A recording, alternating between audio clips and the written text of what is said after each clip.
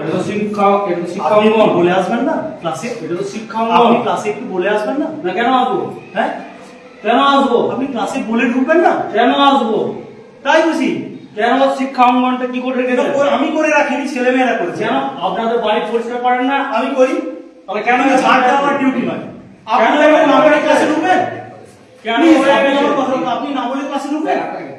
আমি আপনার এই দিকে ঢুকি না, যেদিকেই ঢুকুন। আমি ওই দিকে ঢুকান। আপনি অফিসিয়াল রুলস জেনে আসবেন। আমার জানা আছে মেজাজ কেন দেখাবেন না। শিক্ষা অঙ্গন কেন মেজাজ এরকম হয়ে দেখাবেন আছে? এরকম। শিক্ষা অঙ্গন কেন আপনি এই এরকম যে হয়ে আছে? কথা বলুন। আপনি এই যে কথা বলুন। চল। আপনি মেজাজ দেখাবেন না একদম। আপনি মেজাজ দেখাবেন না।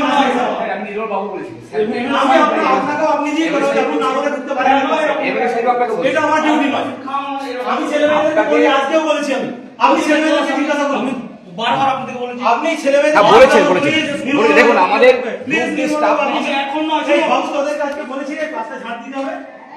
আপনি জিজ্ঞাসা করুন প্লিজ। এমএলএ সাহেব। আমি বারবার বলেছি আমি না, ওনাদের সাথে আমার এই নিয়ে এমএলএ সাহেব, আমাদের অনেক আমি হেডমাস্টারের সঙ্গে কথা বলছি। এমএলএ সাহেব, আমাদের পরিকাঠামোর অনেক কারণ অভাব। আমি স্কুলে গ্র্যান্ড ইয়ে করছি যে স্কুলটা যাতে ভালো বলছেন হয়। তো আমরা সেটা জানি।